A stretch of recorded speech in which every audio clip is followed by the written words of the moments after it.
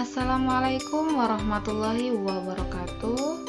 Halo teman-teman, nama saya Kuswiyanti Maisarah. Pada video pembelajaran kali ini, saya akan menjelaskan mengenai prinsip-prinsip belajar. Nah, sebelum saya menjelaskan mengenai apa itu prinsip-prinsip belajar, di sini saya akan menjelaskan apa itu prinsip dan apa itu belajar. Apa itu prinsip?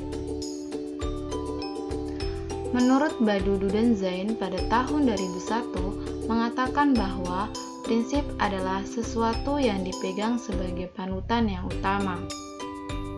Sedangkan menurut Syah Zanilus pada tahun 1993 mengatakan bahwa prinsip adalah sesuatu yang menjadi dasar berpikir, berpijak, dan lain sebagainya. Berdasarkan pendapat para ahli, dapat disimpulkan bahwa prinsip adalah sesuatu yang dipegang sebagai panutan yang utama dan menjadi dasar bagi landasan berpikir, berpijak, dan lain sebagainya.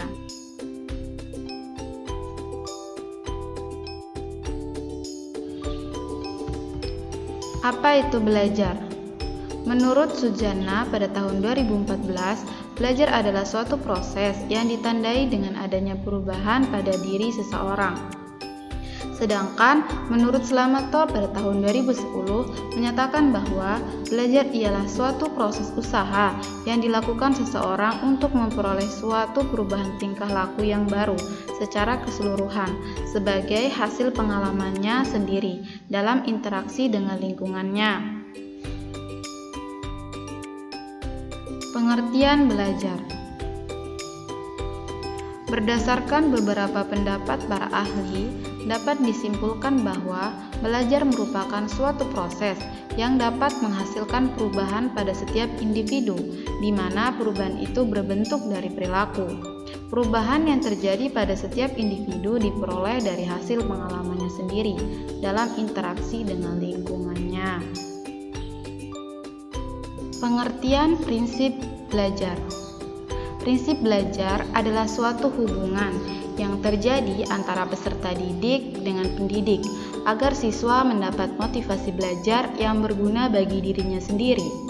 Dan juga prinsip belajar dapat digunakan sebagai landasan berpikir, landasan berpijak, dan sumber motivasi agar proses belajar dan pembelajaran dapat berjalan dengan baik antara pendidik dan peserta didik. Prinsip-prinsip belajar. Prinsip-prinsip belajar ini terbagi menjadi 10, yaitu yang pertama prinsip kesiapan.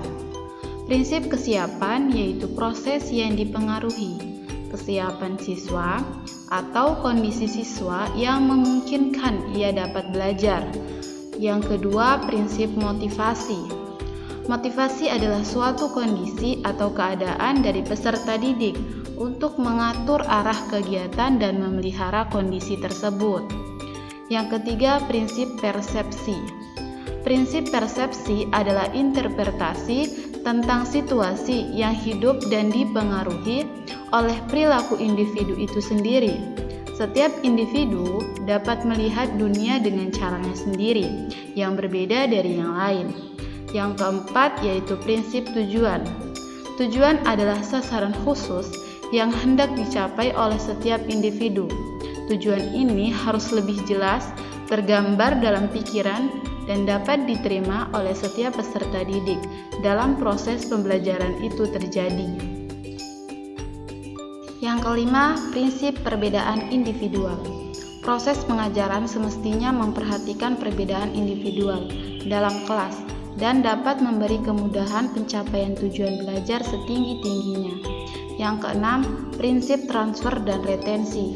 Transfer adalah belajar yang dapat dianggap bermanfaat bila seseorang itu dapat menyimpan dan menerapkan hasil belajar dalam situasi baru dan pada akhirnya dapat digunakan dalam situasi yang lain. Sedangkan retensi adalah kemampuan seseorang untuk menggunakan lagi hasil belajar. Yang ketujuh, prinsip belajar kognitif. Belajar kognitif mencakup asosiasi antar unsur, pembentukan konsep, penemuan masalah, dan keterampilan memecahkan masalah yang selanjutnya membentuk perilaku baru, berpikir, menalar, menilai, dan berimajinasi. Yang kedelapan yaitu prinsip belajar afektif. Belajar afektif akan mencangkup beberapa unsur yaitu nilai emosi, dorongan, minat, dan sikap. Prinsip belajar afektif seseorang akan menemukan bagaimana ia menghubungkan dirinya dengan pengalaman baru. Yang kesembilan yaitu prinsip belajar evaluasi. Belajar evaluasi dapat mempengaruhi proses belajar saat ini, dan selanjutnya pelaksanaan pelatihan evaluasi memungkinkan bagi individu untuk menguji kemajuan dalam pencapaian tujuan. Yang ke-10 yaitu prinsip belajar psikomotor. Proses belajar psikomotor individu menentukan bagaimana ia mampu mengendalikan aktivitas ragawinya. Belajar psikomotor mengandung aspek mental dan juga fisik.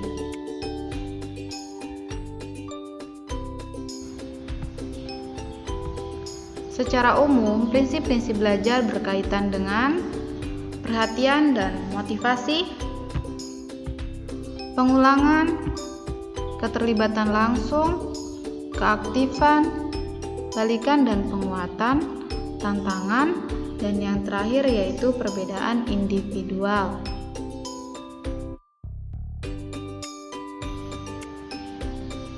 Implikasi prinsip-prinsip belajar. Perhatian dan motivasi. Implikasi prinsip motivasi bagi siswa adalah disadarinya oleh siswa bahwa motivasi belajar yang ada pada diri mereka harus dibangkitkan dan mengembangkan secara terus-menerus. Contoh perilaku siswa untuk meningkatkan dan membangkitkan motivasi belajar dapat ditandai bahwa perilaku-perilaku tersebut bersifat psikis.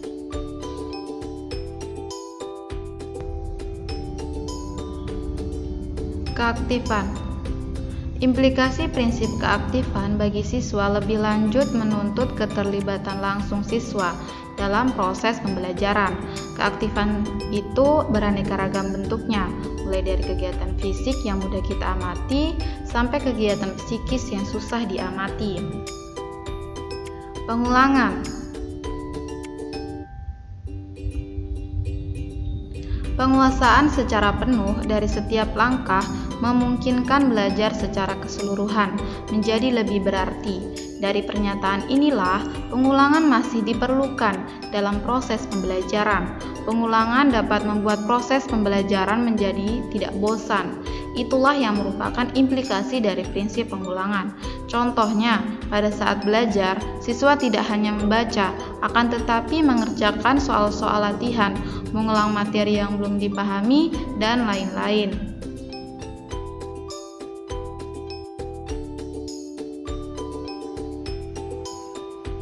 Balikan dan penguatan. Siswa selalu membutuhkan suatu kepastian tentang hasil dari kegiatan yang akan dilakukan, yang sekaligus merupakan penguatan bagi dirinya sendiri. Untuk memperoleh balikan penguatan, bentuk-bentuk perilaku siswa yang memungkinkan, yaitu dengan segera mencocokkan jawaban dengan kunci jawaban, menerima kenyataan terhadap skor atau nilai yang dicapai, atau menerima teguran dari guru atau orang tua karena hasil belajar yang jelek. Tantangan. Implikasi prinsip tantangan bagi siswa adalah tuntutan dimilikinya kesadaran pada diri siswa akan adanya kebutuhan untuk selalu memperoleh, memproses, dan mengolah pesan. Contoh dari prinsip tantangan ini yaitu melakukan eksperimen, melaksanakan tugas terbimbing maupun mandiri, atau mencari tahu pemecahan suatu masalah.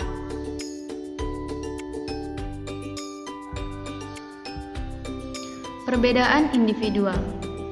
Setiap siswa memiliki karakteristik sendiri-sendiri yang berbeda satu dengan yang lain. Kesadaran bahwa dirinya berbeda dengan siswa lain akan membantu siswa menentukan cara belajar dan sarana belajar bagi dirinya sendiri. Contohnya pada saat siswa menentukan tempat duduk di kelas, menyusun jadwal belajar, dan lain-lain. Nah, teman-teman, demikianlah penjelasan yang berkaitan tentang prinsip-prinsip belajar. Semoga apa yang saya sampaikan dapat bermanfaat bagi teman-teman semua. Saya akhiri, billahi taufik wal hidayah. Wassalamualaikum warahmatullahi wabarakatuh.